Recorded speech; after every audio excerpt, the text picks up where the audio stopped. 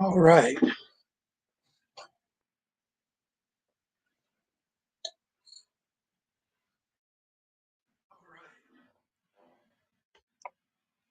Well, we're going to try this again. I spent a whole 57 minutes Sunday night doing this, and believe it or not,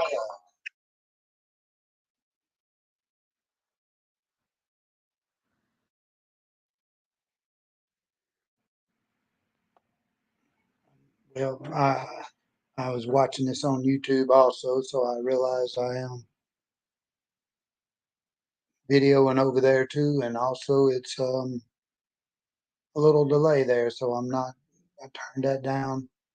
But like I was saying, I did it for 57 minutes the other night, and the audio didn't work and didn't realize it until 57 minutes later. So let's try this again. This is my introduction for Author Country Mike. I'm many different things. Author. I used to do a lot of drag racing. Love fishing and Mississippi, outside of Amory, Mississippi. I was born and raised in Mississippi, grew up in Mississippi, but I've traveled since I was 16 years old. Left home at an early age, and thought I was a grown man at that time. And no, mom and dad didn't put me out, but I figured, hey, get out and see the world. And believe it or not, I've seen a lot, and I want to share these things with you and kind of let you tonight get to know who I am. I wanted to make it very clear. I do believe in God, and like I said, I'm an author. I didn't write this book, but one of the most important books that I've got. And I do want to make it very clear to you that, if you happen to see this book and you don't agree with it or don't believe in God, I'm going to ask you to just do what's simple. Do what's simple. Just turn me off. This is the Bible. You don't know what the Bible is, I really suggest you get you one. Do a lot of studying. You could be like me and you don't comprehend everything in that book, but it goes back as far as any man can probably do any studying, and it's there. And I do believe in God, and I do believe in prayer. And you know, um, my thing right now is, if you're going to turn me off, I'm going to pray, and I'm going to pray for you that maybe you get to find God in your life and get to going on a different path. And I want you to understand this is not just for adults. I want to share with young people and kids. And today, with all the things going on in the United States and in this world and in this, we are in a very trying time. And a lot of people right now don't realize that we're almost in World War III. We got a very important election coming up, and I'm not going to get into politics tonight, but I can tell you this, I'm very concerned. I did serve in the military. I do believe in that flag right there, and I would fight for that flag. I will fight for this country, and I want you to know that. I love this country. I've been to Europe. I've been to Mexico. I've been South America. I've been to the islands of Canada. And there's a lot of freedom in this country. And what I'm working at and what I want to do is hope and pray that this country continues, that you get your freedom, that you can make your own choices. I do not care with what color you are, what race you are. I don't care if you're gay. I don't, it's not for me to judge you. But I will say this, don't push it on me. I'm not interested. I have a lot of friends. I have friends that are Latino. And thing is, there's a lot of times we live together. I work offshore, and we don't sit there and fight amongst ourselves. We live together. We appreciate each other. We respect each other. And some are like family. I love them. I care for them just like they're my brothers, my sisters. And if you have a problem with that, well, you got a problem with me. But again, this is Author Country Mike. I want to share with you some of the things I've done. And we're going to first talk about old Wilbur, Wilbur the Brush Hound. I wrote this book, and this is about a dog. He gets thrown out. He's the rut of the bunch, and it's an adventure. And some of you may not agree with the way I went about this. I'm not a very educated person. Um, I say that, but if you've seen the credentials that I carry just to go to work, maybe you would see that education is a lot, but also you need to understand that education just don't come from school. Education goes through life. Education comes through church if you're involved in it. Education comes out there on the street if you're out there on the street. Education is what you gain in life and how you use it. One of the things I tell young people is get you an education, work hard at it. I did. I was more into partying. I was more into sports, and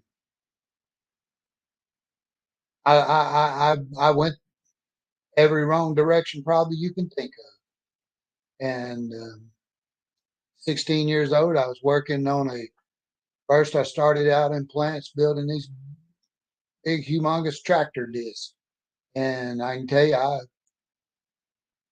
I worked there for a few months and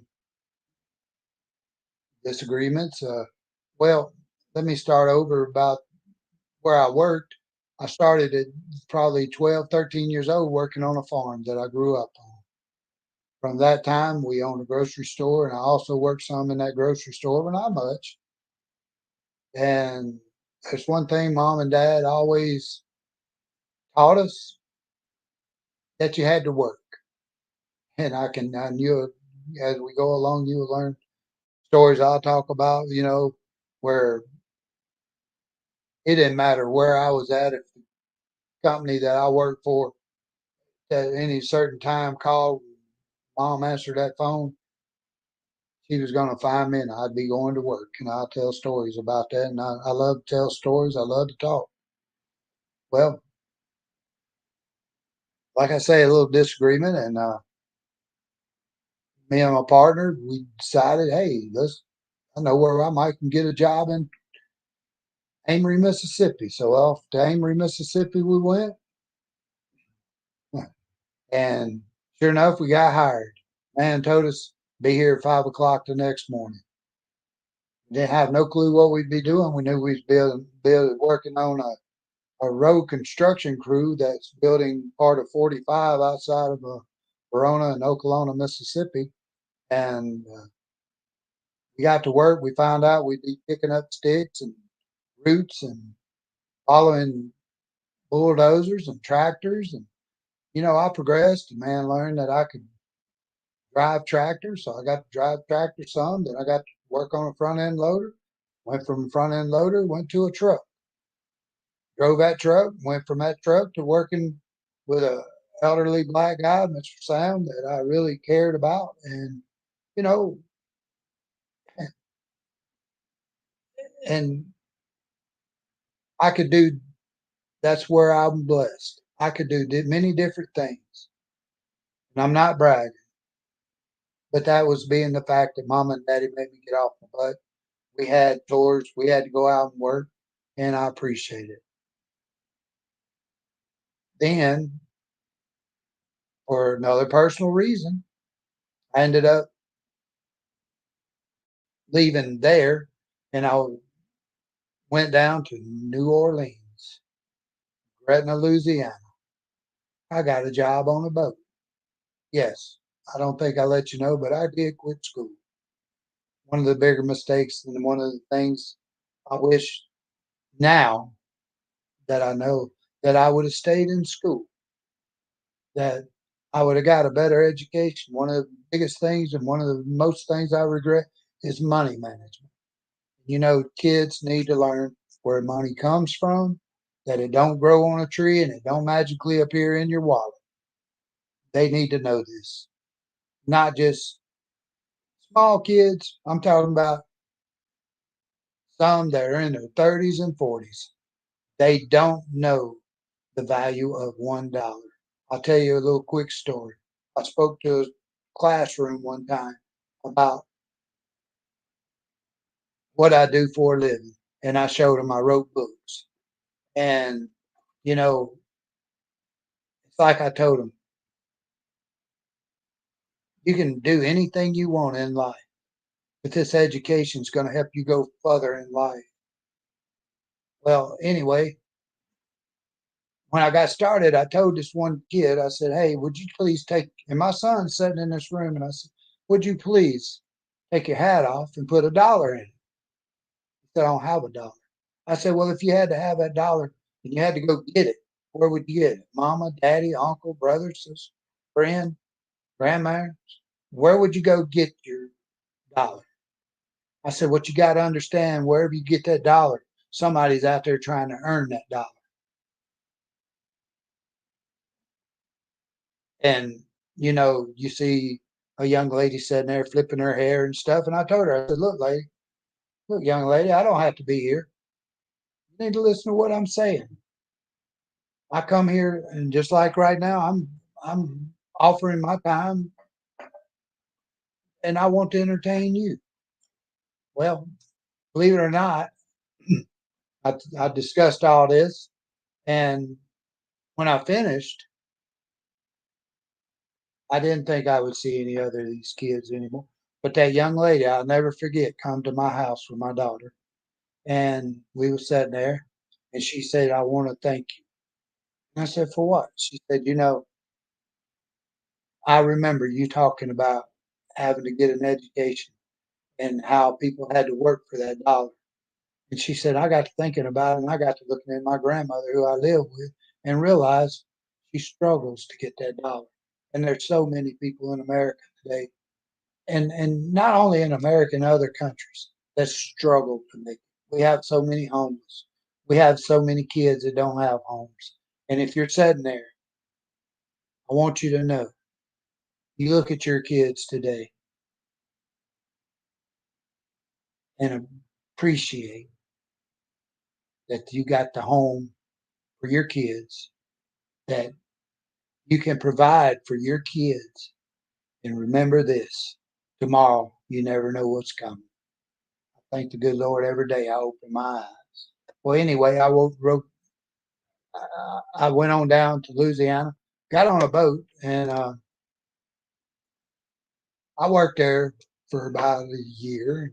Now I'm 17, going on into 18, and I want to tell you, like I said, I love to talk, I love to tell stories, but I had a little. I love to party. I love to get high. I love to drink.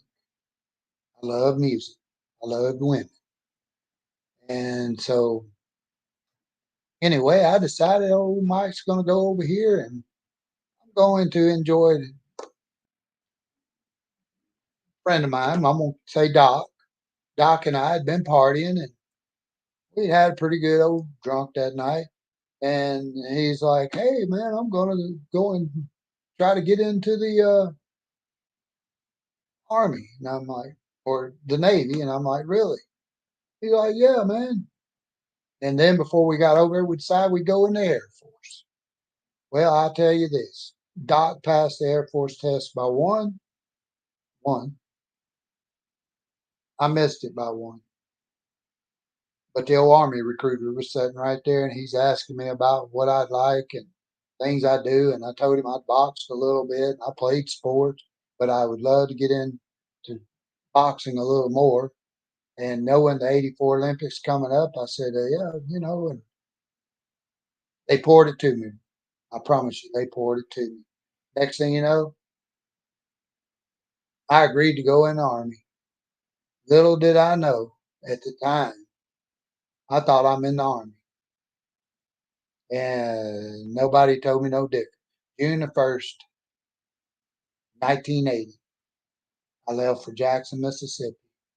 I was there about 1 or 2 days, and then I left there and went on down to El Paso, Texas. Long hair, love to party. Nobody told me nothing. I'm a grown man. Well, anyway, I get off the plane. I'd had a few drinks, and they had handed me a manila envelope, and they said, "Do not put this in your suitcase." Well, I'd put it in my suitcase. Some guy's hollering, "Hey, soldier." I wasn't paying him no attention. I continued to walk, and he's hollering throughout the airport, and "Hey, soldier." And I'm like, not talking to me, not paying him no attention. And he's kind of screams, "I'm talking to you, soldier." And I turned around. I said, "You talking to me?" He said, "Yeah." Walked back towards him. I said, "How do you know I'm in the Army or anything?" And he goes, "Where's your manila envelope?" And it was in my suitcase. I pulled it out, and then he's up in my face. And I'm like, "Dude, you better back up. You don't know. You don't know these people. He don't know me. I don't know him." And they lead you out to a van. We go a few miles. We get to the post, and I meet this sergeant. They send me in this room. The guy I flew with, we're standing together, and this drill sergeant looked at me and he said, "Hey,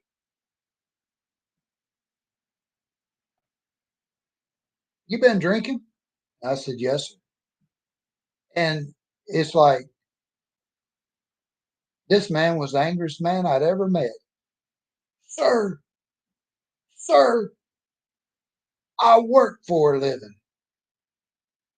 And I'm like, "Yes, sir." He said, "You don't call me sir, you call me sergeant. And I don't like people that drink." And then he tells me to give him 20. So I reach in my wallet, and he's like, "You got to be one of the dumbest people I ever seen." I said, "What? You asked for 20, I'm getting 20. He said, "Not 20. I want you down on the floor. Give me 20 push ups." Well, being I was in pretty decent health, I didn't have no trouble with that. But, you learn. And I learned real quick that them people was no one to mess with, that they would kick my butt in a minute. And there was a few of them to one of me. But anyway, I got in the military and I spent 3 years, and I decided I wanted to go back on boats. I left that construction job and went down to Louisiana to work on boats. But ended up, I worked on boats. 1987, I married my first wife, and we have children together whom I love very much. Grandkids, I've got several of them now, and I'm blessed. I will tell you this: I'm not going to tell you names. I'm not going to show you pictures of them. I'm going to respect their privacy, any of my family's privacy. If you know them, I ask you to be respectful to them. And if you don't like my shows, I more than respect you. And like I say, this is just an introduction to who I am. Somebody who loves to talk. And I may not be doing it the way you think I should. I might not. Who cares? I watch people do this every day on YouTube. They go on, and a lot of them don't make no sense whatsoever. I watch people get shot on YouTube. I watch people do a lot of things. But then again, let's get back to uh, where how I become author country month. I was married to my first wife, and we had stayed married for 17 years. And then we had our rocky roads, and I actually worked on river boats during that time. Known as several different names throughout the military, and known through several different names on the river boats. Even where I'm at now, offshore, people knows me by Old Country Mike and by some other names that I won't say for short abbreviation, AH. Um, as you know it, I've been called that many a times, and a lot of them will tell you. And I love the guys I work with and women, but I'm not the easiest person to get along with. And today I kind of realized that, you know, I may have a little issue there getting along with people. But we can't believe this has happened again.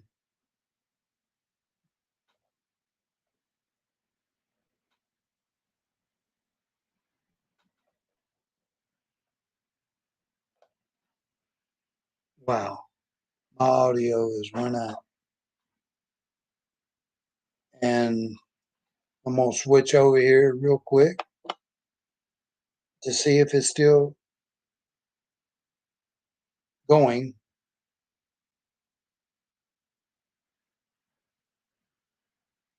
over here. Give me a minute.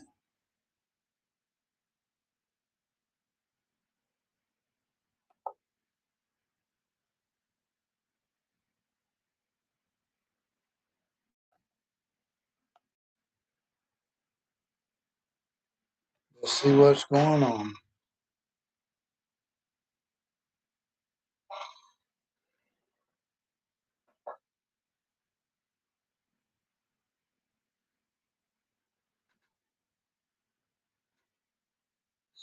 Test 1, 2, 3. Well, when we realize my audio is messed up again, so I'm going to pause this. Then I'll come back.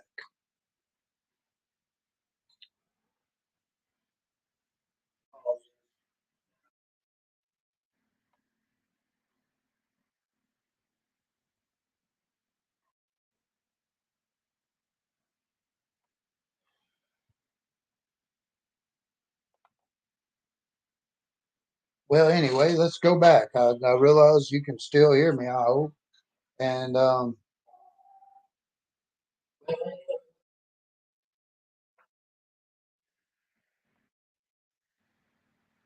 Lord Jesus.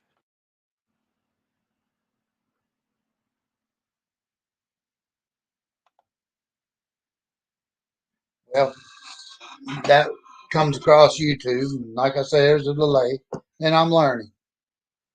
And I'm learning, you know, uh, that I'm sure not the technical guy as much as I want to be. But anyway, I ended up divorcing in 2005, and went ahead and during that time, I decided I wanted to start writing. I had wrote a couple of songs and started writing a book, and I started writing Wilbur.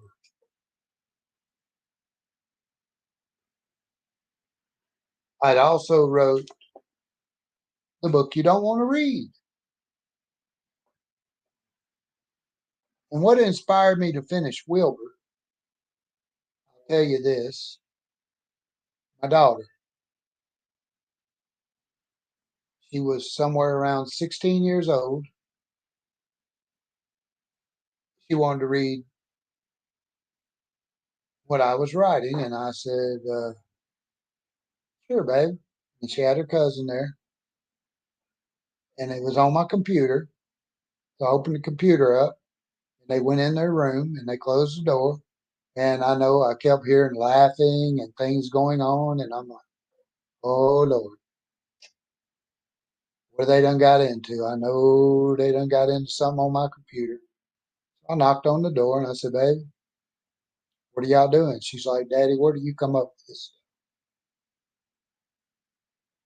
So about 11 o'clock, I asked them to go to bed. That morning when she got up, usually she comes in the room into the kitchen and rubbing her eyes and going, "Daddy, I'm hungry. Fix me something to eat." Well, this morning, in particular morning, that she comes in there and she goes, "Daddy, turn your computer on and open your book back up so we can start reading." So that inspired me, and it was great to know that she was enjoying and I enjoyed sharing. But then it went on that when Katrina hit, I had published Wilbur. You will hear about stories of scams and things, but I offshore and I had a family living in my home that got hit by Katrina in Louisiana. There's actually three families there, and I'm on the boat and I get a phone call. And yes, I had a cell phone. We'll discuss that later on too. But I had a cell phone, and I answered the call, and it's someone from MGM. They said they wanted to talk to me about Wilbur the Brush Hound, and I said sure. They wanted me to come to Las Vegas to discuss making Wilbur a movie, and I explained to them, "Hey, I'm in offshore on a boat. I can't leave right now. I got families that's in my home because they've lost theirs, and they can't go home, so I can't right now." Learned a very big lesson that day that when these people call, you don't say no. You don't say no. You have to be ready to jump because they got 100 people just like you standing there waiting to get in line to get that opportunity. And that's the only time I've had that opportunity. But I've had many, many of opportunities to be scammed, which I have. Um, as you see, I've got Wilbur, I've got The Last Reunion, I've got the book you don't want to read. I know two of these books have been republished 3 times, maybe four. And this book, the book you don't want to read, dedicated to the working man, one man's opinion, was the first book I wrote. And you'll see that everything I wrote about, and it's not all political. Don't run. Don't run. Not all political. It's about everyday life, things I've lived, things that I've witnessed, things that I've seen happen to people. And I will go over this as we go. There's many a chapters. But then later on, you go on over, and there's another book, the book you don't want to read, America Sold Out. Now, this is actually the cover to that book, and that's Obama. You have to look at it. This book is not in publication. None of my books are in publication because when they was in publications, you know what I made? And y'all get ready. $20. I think the most I ever seen from royalties was $20. Wilbur is published in Russia, in Russian, and I know I did not give copyrights to Russia or anybody else to rewrite the book or anything, but you can be taken, and any one of you that lives today knows there's so many scams out there. You will get taken in a blink of an eye, and you'll never know that you got it. So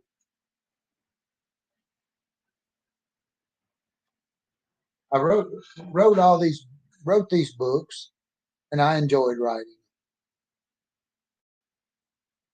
But, you know, I'm a designer. I have designed things. I have invented things. I'm blessed. I'm an engineer.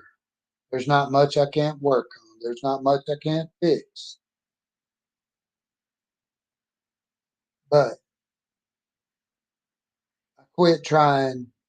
No, don't let me say I quit trying. I've done I've done different businesses. I've driven semi trucks. I've worked offshore. I've worked on cruise ships. It's not much I haven't done. I've been blessed. I've drove race cars. I've owned race cars. I've built hot rods. I've built all kinds of different cars. I've probably owned 100 Corvettes in my lifetime. Not bragging, because let me tell you something. When I said I wish I'd had a better education and learned to manage money, I really do. But in days to come, some of my skills that I have, I feel may have to be used. I believe in the Second Amendment. I believe in gun rights. But if you follow me, you will see that I also believe in gun safety, and I will be the first one to tell you I'm scared of guns. Two reasons I'm scared of guns. Accidents happen. Two, when they're pointed at you and shot at you, you don't have much chance, because I don't know anybody faster than a bullet. So Superman, yeah, sure.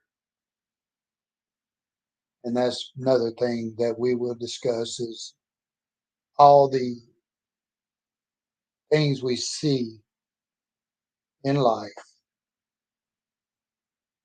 but it's not actually the truth. So I want to thank you if you join in. You may say, man, he wasted a lot of time. And you know,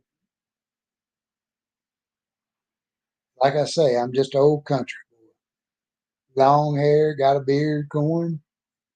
Eh, Last week I was cleanly shaven, or the week before. And maybe I'm getting lazy. But I want to thank you if you sit there and watch me. I want to move forward.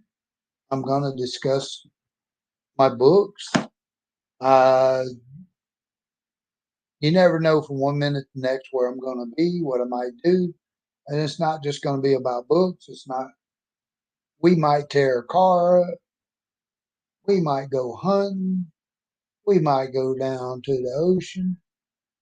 We might go out there on that boat. I don't know. I have to get permission. I don't want to lose my job. You never know what you might can get into with me. But I will tell you this, I'm not going to be drinking. I'm not going to be cursing. I'm going to try to be respectful of you, no matter who you are, what you are, where you are. This is important. I've been talking about doing this, and all those that know me, I have talked and talked and talked about doing this podcast, these live streams. And I will tell you, I sat for 57 minutes trying to do it, and the audio didn't work. And the audio may not even be working out. I think it is. And I want to thank a friend of mine. He come over and helped me. Somebody I had not seen for years. And I appreciate you very much. And again, I want you to know this is about the future. This is about building this country, protecting this country. This is about, if I can help you, let me know. Don't ask for money. I'm asking you for money. Send me some money. If I got it to give to you and you really need it, and the good Lord puts it in my heart to bless you, believe me, I will bless you. You see something you might not understand that I might can help you with, you might be sitting there going, "This is the dumbest country boy I ever seen." That's okay. But if I can help you, I will. I will let you know this. I don't want to get into politics, but I don't like Kamala. I could call her a few other names. I don't like her. I don't like the Democratic Party. Trump, I got respect for him. I'm praying for him. And I hope and pray to God that he is your next president. We don't need what's laying on the other side. That's evil. And when I say evil, that's evil. And it's a threat to my job because I work in the oil field, which we can't do without. You see, this power that you're viewing on and you're cooling your house with and you're watching your TV or you're going out there getting in that car, it takes gas. If you got an electric car, believe it or not, it takes oil. It takes gas. Somewhere down in there, and I've even seen where they're pulling generators around with them cars. So, yeah, I'm willing to fight for this country, United States. And as I go along and I give you my opinions about things, understand it's not about me. I'm 63 years old. No country. I've lived a good life. And if this gets me in trouble, what I'm sitting here doing, well, so be it. But I'm not working for Fox. I'm not working for CNN. I'm not working for Newsmax, ABC, NBC, any of these people. And if you invite me, I will say this: you're not going to tell me what to say. You're not going to tell me how to act. Nobody does that. I'm my own person, and I'm going to tell you what I think, how I feel. And I will get emotional, and I may get loud. Try not to, but I'm not going to curse. That's out of respect for you, your kids, and mom and dad's up above looking down on me. I really never did that in front of them, and I never done it in front of my grandparents. And I try to be respectful in front of my own children. So yeah, it's not about country, Mike. This is about my grandkids' future, your grandkids' future, your kids' future, my kids' future, and building this country back to what it was, that we have the same freedoms to practice that I grew up with.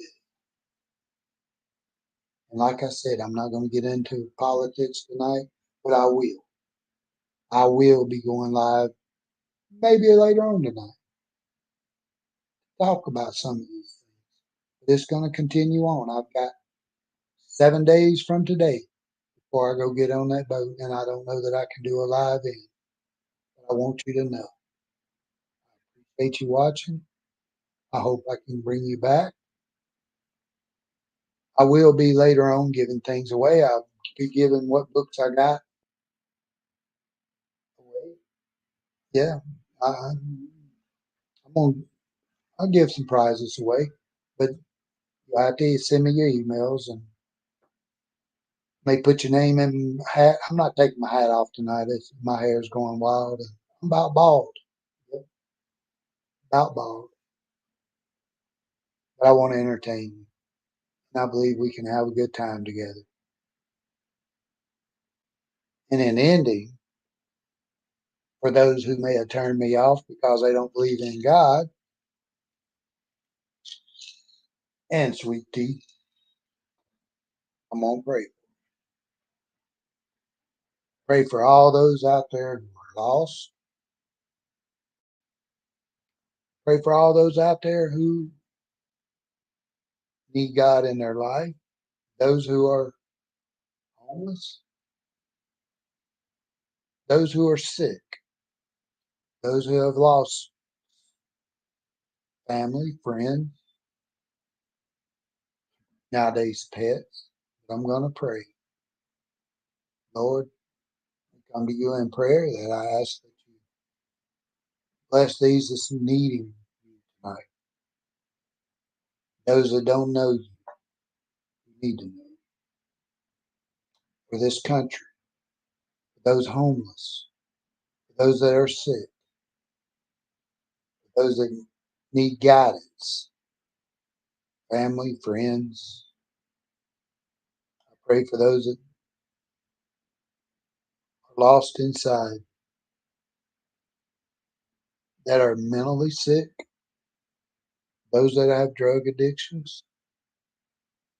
May God, that you can reach out, that you can start bringing us together in this country, that you can start looking out and helping and reach out and stopping these wars that we are facing, even in these other countries, Israel. Lord, we know, I know that you're number one, that you are the one and only, that I ask you every day for guidance. Lord, be with these people, with me. In God's name I pray, amen. And I want to thank you. Come back. Like I say, I may go live after a while and I will be discussing family because that's where it starts. And there's many a subjects with family. And God bless you. God bless America. And thank you again.